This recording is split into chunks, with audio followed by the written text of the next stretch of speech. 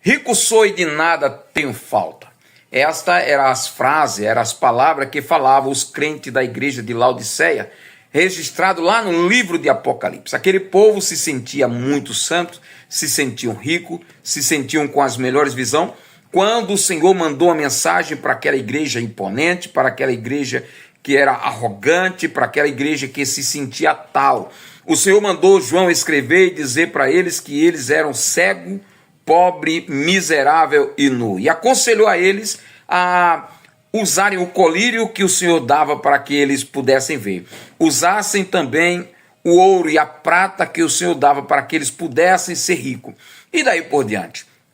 Meus irmãos, a paz do Senhor, mais um devocional diário da AD Holinés. Hoje é dia 17 de fevereiro de 2025 e o tema de hoje é completamente limpos. Por isso que nós falamos aí esta palavra aí da igreja de Laodiceia. Hoje está por conta do nosso irmão Adam Rose. Esse irmão, ele conta a sua experiência. Um certo dia ele estava na sua casa, limpando a casa com a sua esposa, limpando o chão, e de repente ele viu uma mancha naquele chão.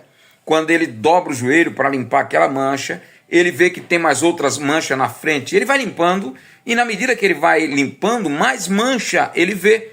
E ele chega a uma conclusão e diz: mesmo se eu me esforce, eu nunca conseguirei limpar todas essas manchas. E nesse momento, quando ele fala essa frase, ele lembra-se da Bíblia Sagrada, lembra do testemunho de João, que disse que a única coisa que nos limpa o nosso pecado é o sangue de Jesus Cristo. Imediatamente, ele leva-nos a ler no livro de profeta Isaías, capítulo de número 64, quando ele começa dizendo que a nossa justiça perante Deus é como se fosse o trapo da imundícia. A nossa justiça, a nossas obras mais justas perante Deus é como se fosse trapo, não vale de nada. Aí, ainda bem que o profeta Isaías, ele ora ao Senhor e diz: Senhor, nós somos barro, Tu és o nosso Deus e Tu és o oleiro. Ele reconhece que nós somos pecador e somente o Senhor poderia salvá-lo. Assim como João escreve, né, e diz: filhinho, não pequeis, mas se pecar, vocês têm um advogado ao lado do Pai, Jesus Cristo justo. E depois ele cita o versículo que nós conhecemos, que os nossos pecados são perdoados através do sangue de Jesus. Vamos para frente? Agora o livro do profeta, o livro de Levítico, capítulo de número 21 e 22 é a nossa leitura bíblica diária. Vamos lá? Mais uma vez Deus chama Moisés e diz para Moisés: olha, fala para o Arão, fala para os sacerdotes que eles precisam santificar a vida. Eles precisam ser santos porque eu, o Senhor, sou santo. Fale para eles que eles não podem tocar em morto, mesmo sendo parente, mesmo sendo família. Fale para eles não se contaminar. Fala para os sacerdotes que quando eles forem casar, ele escolha mulheres santas, escolha mulheres, né, virgem para eles casarem. Não deixem eles casar. Fale para eles não podem casar com a divorciada, não pode casar com a viúva. E eram algumas recomendações sérias. Porque Deus sempre repete: porque eu, vosso Deus, sou santo. Algo tremendo aqui diz também: se a filha do sacerdote cair em prostituição, ela trouxe desonra para o seu pai, deve ser morta. É o que diz o texto aqui. Aí diz mais aqui no versículo de número 10, eu achei bem interessante o versículo de número 10. O sacerdote deve andar com o cabelo arrumado. Olha que coisa, né? A gente encontra tantos desses homens aí que não sabe se vestir, veste todo mulambento, nem parece ser crente, quanto mais sacerdote, quanto mais pastor, né? Quanto mais sacerdote. Claro, mais uma vez falando, não existe sacerdote como antigamente. Hoje, todo crente são sacerdote, né, real. Todos nós somos intercessores. Nós intercedemos por este mundo, tá certo? Mas quando a gente trata de sacerdote, é comparando o ministério pastoral, o ministério evangelístico ao sacerdote da época. Então, meu irmão, minha irmã, vocês que ministram a palavra de Deus, que são pastores, cuide-se do seu visual, cuide do seu cabelo, né? É o que diz o texto aqui. Mas tem obreiro que misericórdia, sabe? É um cabelo punk e daí por diante. Não tenho nada contra, mas é o que a Bíblia dizia aqui para os sacerdotes, por isso que eu estou citando, tá? Mas o que mais Deus recomenda aqui para os sacerdotes é que sede santo, porque eu, vosso Deus, sou santo. Agora Levítico capítulo número 22, Mais uma vez, Deus orienta sobre quem pode comer aquela comida, os holocaustos, né? Aquela oferta queimada, aquele sacrifício. Mais uma vez, ele diz: olha, um estrangeiro não pode comer, só quem pode comer é o povo de Israel, a família dos sacerdotes. Aí, num capítulo anterior, capítulo 21, fala aí também que os sacerdotes, né, que não pode servir se for cego, se for manco, se for aleijado, se tiver algum defeito, também não servia ao sacerdócio, né? E aqui no capítulo 22, me chamou a atenção outro verso. Às vezes, vez ou outra, a gente encontra alguém dizendo que Deus é um Deus machista, né? Que exclui a mulher. Quem viu isso na Bíblia? Olha que Deus amoroso com a mulher.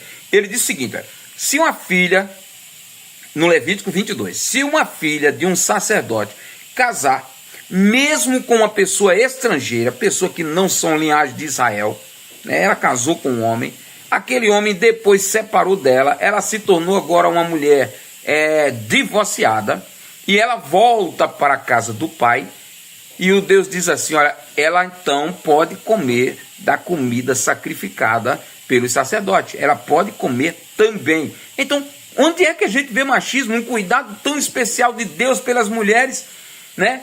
No livro da lei que a gente está lendo aqui, que era lei olho por olho, dente por dente, Deus cuidando mais uma vez.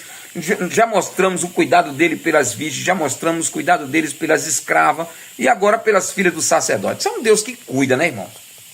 Hoje, para o vídeo não ficar tão longo, vamos agora, para o capítulo esperado de Mateus 28. Nele, Jesus ressuscita, né? Eu marquei aqui alguns pontos. Na manhã do primeiro dia, no domingo, Maria Madalena e a outra Maria foram ao sepulcro.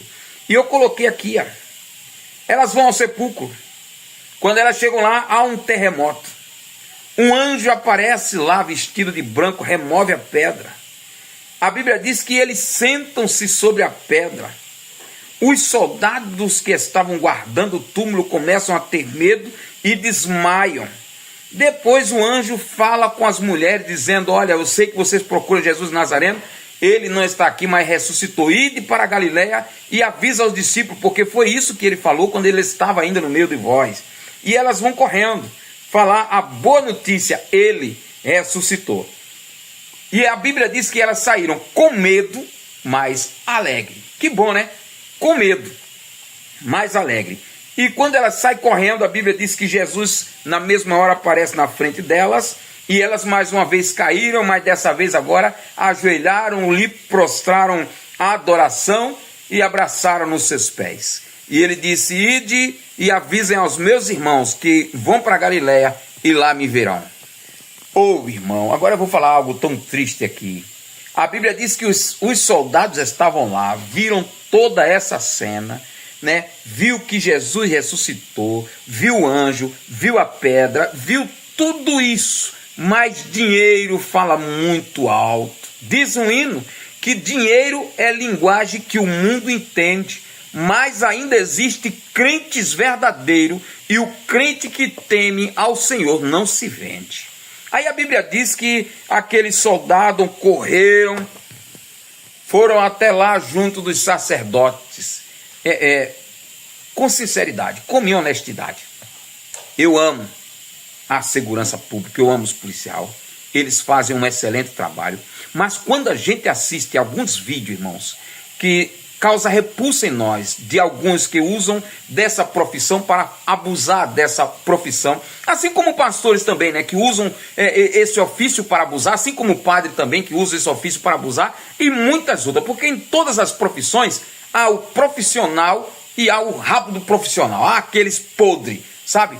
Aí quando eu leio esse texto, sinceramente, com muito respeito, parece que aquele soldado era um brasileiro. Porque pensa em povo que às vezes amam corrupção, amam o suborno. É o tal do brasileiro, né? Dessas profissões, estou falando, né? Mas que o Senhor tenha misericórdia, tá certo? Mas vamos para frente. Aí eles vão para a casa dos sacerdotes, lá, outra raça, meu Deus do céu. Aqueles sacerdotes, homens hipócritas, que amavam o dinheiro, que usavam do seu ofício para suborno.